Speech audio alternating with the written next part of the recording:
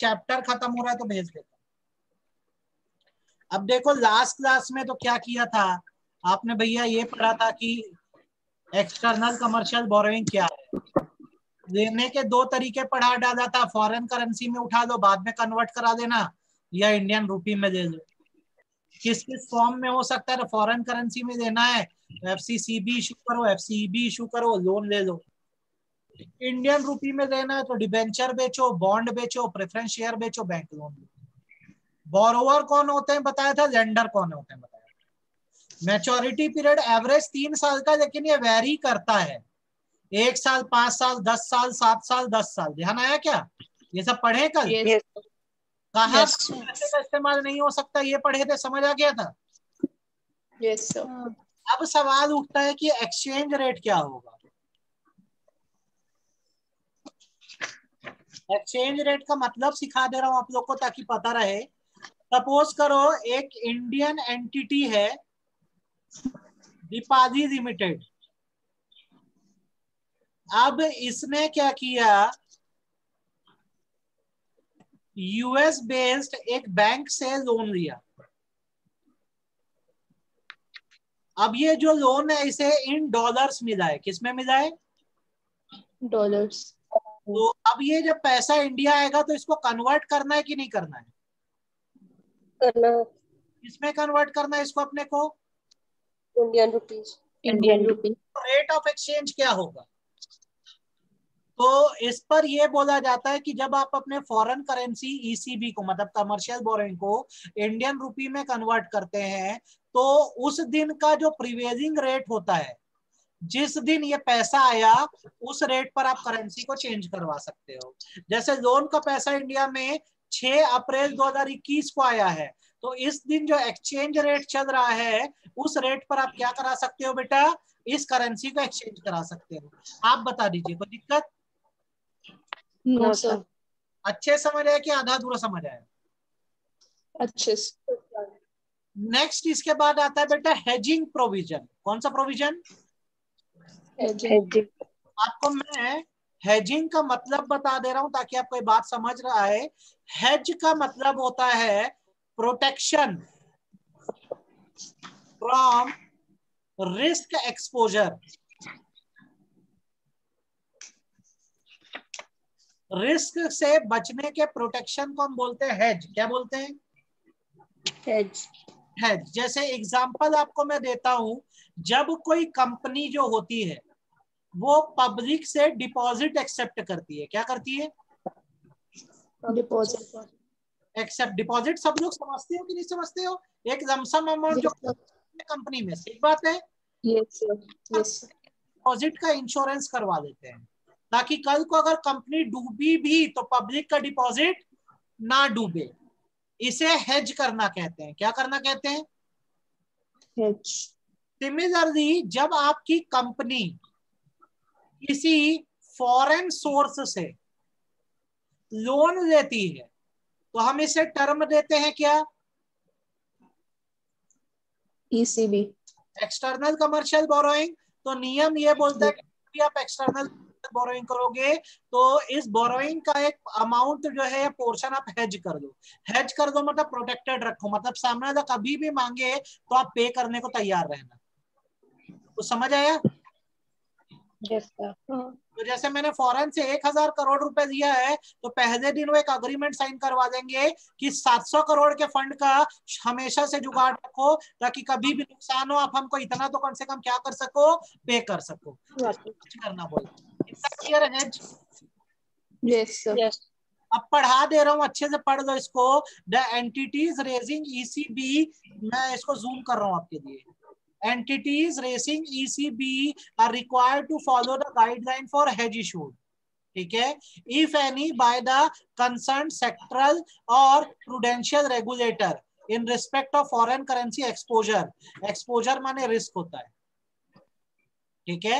Such companies are required to mandatorily hedge 70% of ECB exposure in case of average maturity of ECB is less than 5 years. अगर external commercial borrowing की maturity कितने साल से कम है?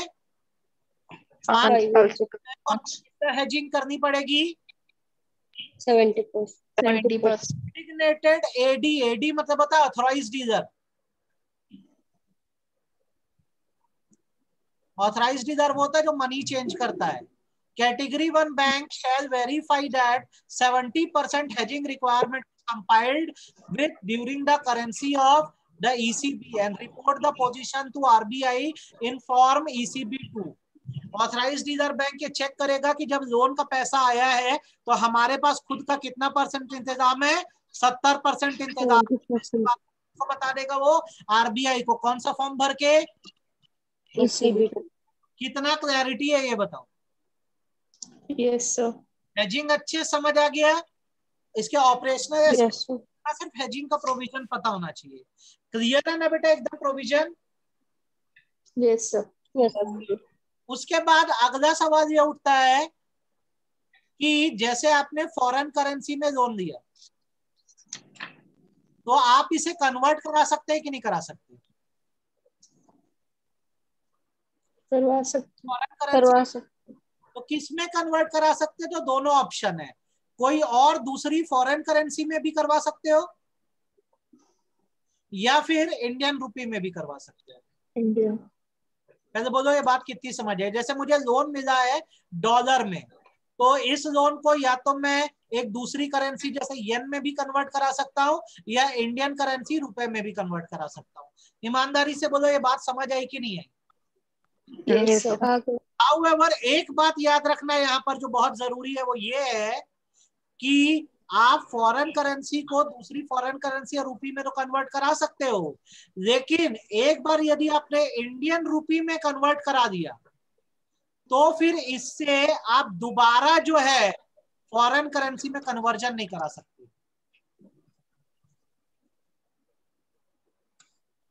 सिर के ऊपर से गया कि समझ आया? समझ आ गया। सभी लोग को की दिक्कत है? आ गया सर। भाई आपने फॉरेन करेंसी में लोन लिया, आप करवा लो इंडियन करेंसी में कन्वर्ट, कोई दिक्कत नहीं है, लेकिन अगर एक बार इंडियन करेंसी में करा दिया तो फिर आप फॉरेन करेंसी में नहीं करवा सकते। अब ध्यान रहेगी आपको कितना पढ़ना, ऐसा ये सब छोटी छोटी चीजें पूछता है। ये क्लियर है? Yes sir. अच्छा आगे, आप कितना फॉरेन लोन ले सकते हो? मैक्सिमम लिमिट क्या है? तो जितने भी बोरोवर्स है जो फॉरेन लोन ले सकते हैं उनकी लिमिट है 750 million US dollar automatic route से, मतलब बिना आरबीआई से पूछे 750 मिलियन US डॉलर तक ले सकते हो। बोलो कोई तकलीफ इसमें? No sir. No, ये याद रखना कि आप जितना भी लोन लो आपका डेप्थ और इक्विटी का रेशियो जो होता है वो 7:1 से ज्यादा का नहीं होना चाहिए। कितने से ज्यादा का नहीं होना चाहिए? 7. आपको मेरी एक एक बात समझ आ रही है कि सिर के ऊपर से जा रही है ये बताओ? सर आ रहा है। आ रहा है। तो आप अगर बोरोवर हो तो मैक्सिमम कितना लोन ले सकते हो? 750 मिलियन। 750 million. इक्विटी रेशियो कितने से ज्यादा नहीं होना चाहिए? 7:1. क्या आपको ये बात ध्यान रहेगी? Yes sir. अच्छा अब जैसे ये हो गया तो एक बहुत इंपॉर्टेंट टॉपिक हम कर रहे हैं अब, पार्किंग का कंसेप्ट। किसका कंसेप्ट? पार्क।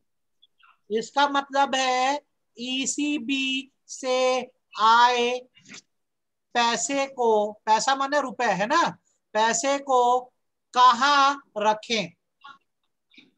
भारत में रखे कि फॉरेन में रखे रहने? आपको मेरी बात समझ आई कि और समझाऊं? आ गया सर। एक इंडियन कंपनी है भैया, इसने वर्ल्ड बैंक से लोन लिया है। वर्ल्ड बैंक का हेडक्वार्टर जो है वो स्विट्जरलैंड में, कहाँ पे है? अब ये 1000 मिलियन US डॉलर का आपको लोन मिला है, तो ये पैसा कहाँ पार्क करोगे, कहाँ रखोगे? इसको फॉरेन अकाउंट में ही रखे रहोगे कि इंडियन अकाउंट में लाए? ये सवाल। तो दोनों ट्यूशन दिया है कि अगर आप चाहें पैसे का तो अब्रॉड में भी रख सकते हैं। कहाँ रख सकते हैं? अब्रॉड। ठीक है, अब यहाँ पे देखो लाइंस को पढ़ो अच्छे से समझो। ECB proceed meant only for foreign currency expenditure can be parked abroad pending utilization। अगर पैसा भी बाहर ही खर्चा होना है तो उसको बाहर के अकाउंट में रख सकते हो। These fund can be invested in following asset. Deposit में पैसा डाल सकते हो, कहाँ डाल सकते हो? डिपॉजिट। ट्रेजरी बिल में इस पैसे को लगा सकते हो और बैंकों की फॉरेन ब्रांचेस में रख सकते हो पैसे को, ये अलाउ कर दिया गया। बोलो कोई तकलीफ? No sir. और इस पैसे को डोमेस्टिकली भारत में भी रख सकते हो, कहाँ रख सकते हो? इंडिया में। इंडिया में रखोगे तो यहाँ पर जो ऑथराइज डीलर होगा एडी कैटेगरी 1 बैंक, वहां पे इस पैसे को जमा किया जाएगा। बताइए कोई समस्या इसमें? No sir. क्या आपको एक क्लियर है? Yes sir. अच्छा, अब ये पार्किंग ना एग्जाम में पूछता है बेटा, तो इसको मैं IMP लिख दे रहा हूँ, इसको अच्छे से करना है आपने। अब इसके बाद पार्किंग के बाद आपको रिपोर्टिंग करना होता है। क्या करना होता है? रिपोर्टिंग। रिपोर्टिंग जब भी आप फॉरेन से लोन लोगे तो उसकी रिकॉर्डिंग RBI को होनी चाहिए। किसको होनी चाहिए रिपोर्टिंग? RBI को। देखो, borrowing under ECB framework are subject to following reporting requirement apart from any other specific reporting required under the framework. सबसे पहले LRN की बात करते हैं। किसकी बात करते हैं?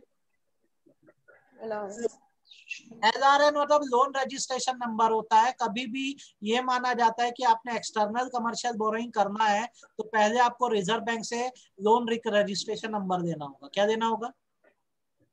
Loan registration number. इसके लिए क्या करना होगा? आपको ना ECB फॉर्म भर के RBI के पते पर जमा करवाना होगा। कहाँ जमा करवाना होगा? RBI के एड्रेस पे। इसका एड्रेस है reserve bank of India, department of statistic and information management, ठीक है, बांद्रा कुर्ला कॉम्प्लेक्स, मुंबई। यहाँ पर आपको जमा कराना होगा। पूरी बात रिपीट कर दे रहा हूँ। आपको अगर ECB चाहिए तो पहले आपको RBI से कौन सा नंबर देना है? LRN loan registration number. तो क्या करना होगा? फॉर्म ECB फॉर्म वो RBI मुंबई के ऑफिस में जमा करवाना है। आप बता दो, इसमें कोई दिक्कत है क्या आपको? No sir. वैसे आपकी लोन की टर्म्स एंड कंडीशन में कोई चेंज आता है तो चेंज आने के 7 दिन के अंदर अगेन RBI मुंबई के ऑफिस में उस चेंज के बारे में डिटेल देनी होगी। बताओ कोई दिक्कत? No sir. मंथली जितने आपके ट्रांजैक्शन होते हैं आपको हर महीने फॉर्म ECB 2 भर के डिटेल देना होगा महीना खत्म होने के 7 दिन के अंदर कि पूरे महीने भर में आपने क्या क्या ट्रांजैक्शन किए। बताओ इसमें कोई दिक्कत? No sir. तीनों बातें रिपीट करते हैं। लोन लेने से पहले कौन सा नंबर देना है? LRN। कभी भी कोई चेंज आए तो कितने दिन में RBI को बताना है? 7 दिन में। अच्छा, हर महीने एक रिटर्न डालना पड़ेगा महीना खत्म होने के कितने दिन के अंदर? 7 दिन के अंदर। ठीक है।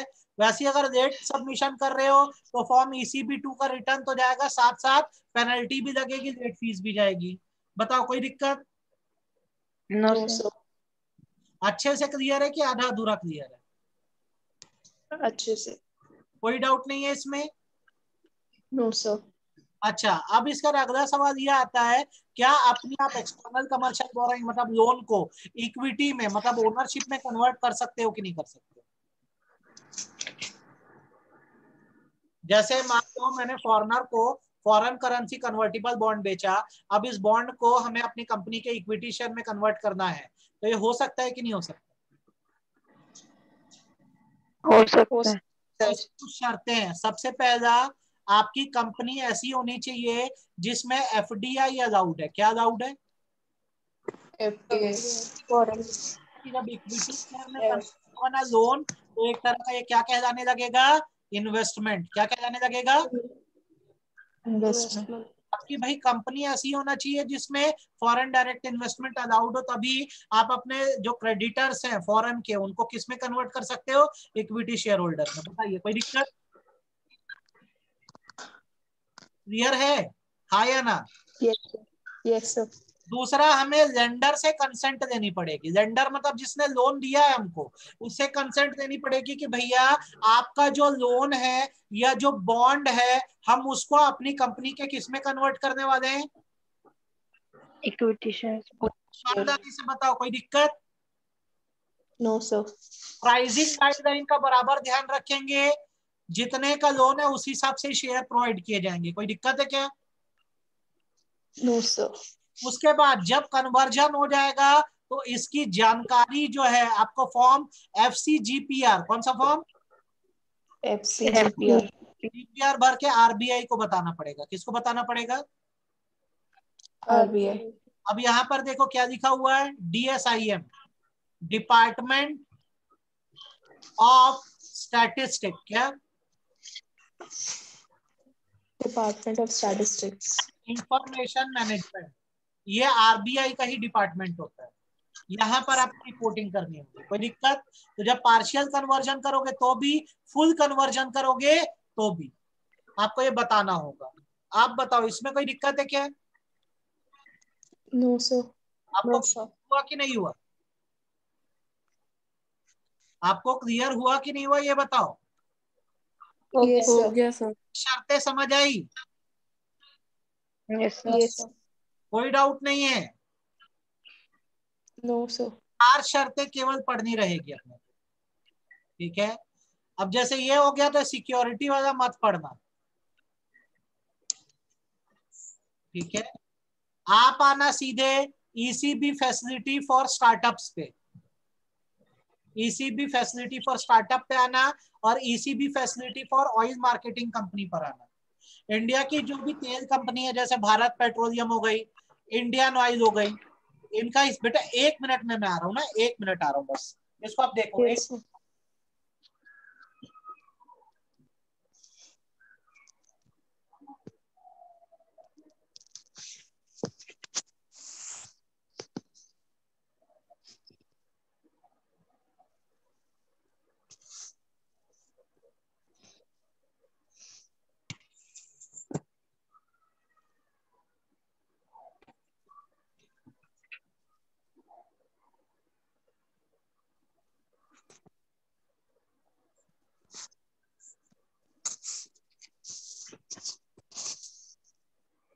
तो जैसे बेटा ऑयल मार्केटिंग कंपनी है, जैसे भारत पेट्रोलियम हो गई, इंडियन ऑयल कॉर्पोरेशन हो गई, अगर इनको अपनी वर्किंग कैपिटल रिक्वायरमेंट पूरी करने के लिए ECB देना है तो इनका मैच्योरिटी पीरियड 3 साल का है। कितने साल का है? 3 साल। और कितना लोन ले सकते हैं तो ध्यान रखना, $10 बिलियन का। कितना? 10 billion.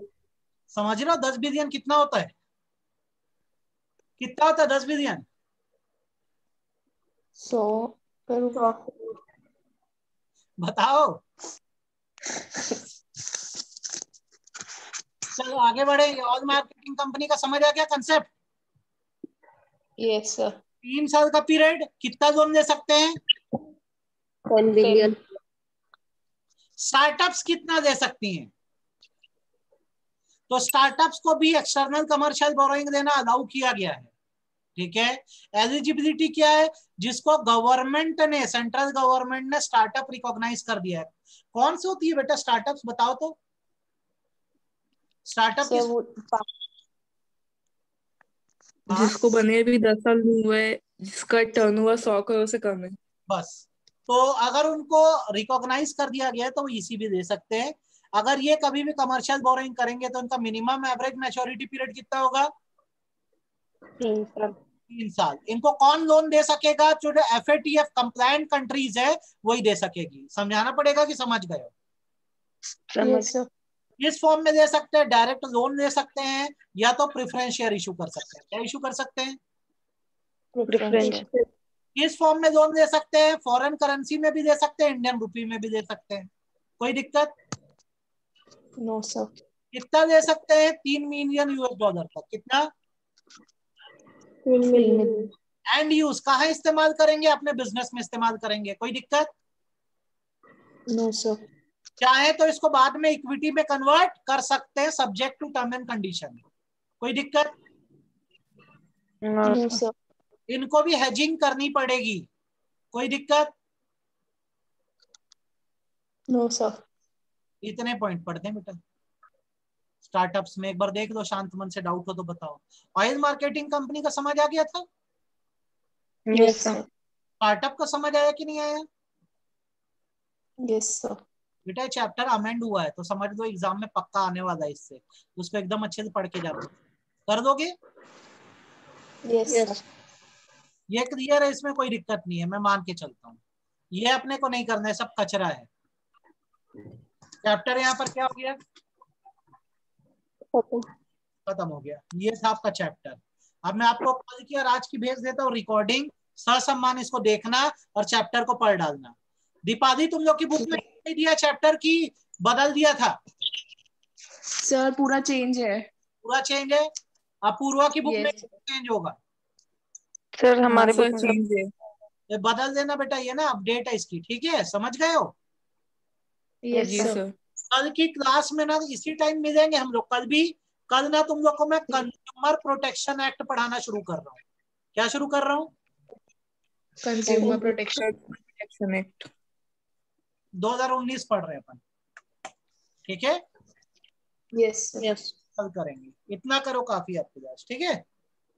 Yes, sir. Thank you. Thank you, sir.